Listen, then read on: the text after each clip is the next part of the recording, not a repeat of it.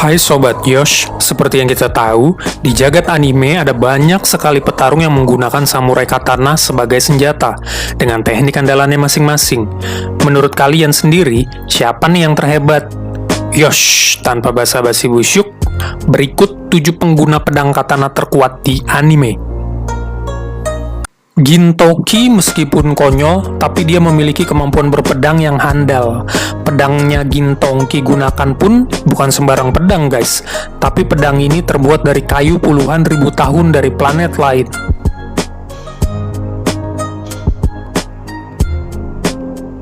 Kenshin Himura adalah seorang ronin di era Meiji.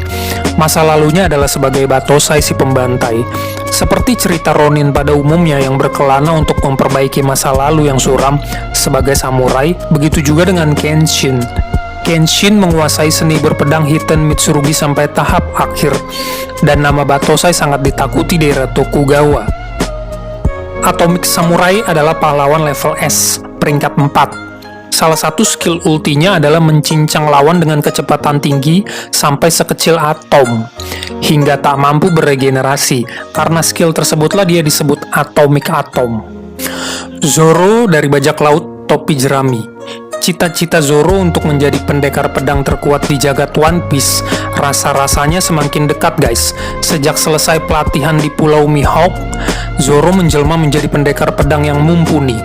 Zoro mampu menandingi Ryuma walaupun hanya bayangan Ryuma saja. Zoro satu dari sedikit tokoh yang bisa menebas Kaido dan mampu mengalahkan King, si ras langka.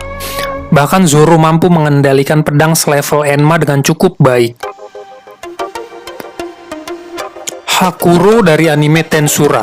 Kekuatan Hakuro memang bukan yang jedar-jedor guys, tapi seni berpedang yang tinggi, efektif, kecepatan, dan pengalamannya udah tahap afirmasi. Dia satu dari sedikit orang yang mampu menebas Rimuru, dan bahkan indera sihir Rimuru nggak mendeteksi pergerakan Hakuro. Itu pun saat Hakuro belum diberi nama guys. Setelah menembas tangan Rimuru, Hakuro pun berkata, "Aku sudah tua, kalau masih muda, pasti kepalanya yang tertebas." Yamamoto dari Bleach. Dia salah satu pemilik bankai terkuat, bahkan dapat membakar Soul Society.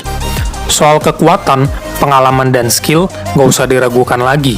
Saking kuatnya, sampai lawan-lawan dari Yamamoto harus menggunakan cara licik ataupun siasat untuk menghindari bankai Yamamoto.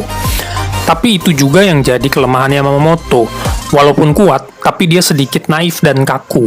Sehingga walaupun ribuan tahun sudah sering disiasati orang, masih aja kena siasat lawan, bahkan sampai mati. Dan akhirnya Yamamoto pun harus mati di tangan Yewatch karena siasat. Yorichi memang bukan tokoh anime instan yang kuat karena bermodalkan reinkarnasi Raja Iblis yang bisa ngancurin galaksi. Tapi Yorichi meraih kekuatan lewat latihan yang keras. Dan dengan kecerdasan dan tekun berlatih, dia menciptakan pernafasan matahari. Dan dari pernafasan matahari ini, muncul percabangan pernafasan elemen lainnya. Yorichi orang pertama yang membangkitkan tanda pembasmi iblis. Dia mampu mengalahkan Raja Iblis seorang diri. Di masa tuanya pun Yorichi bisa mengalahkan iblis bulan tingkat 1 seorang diri dalam sekali jurus.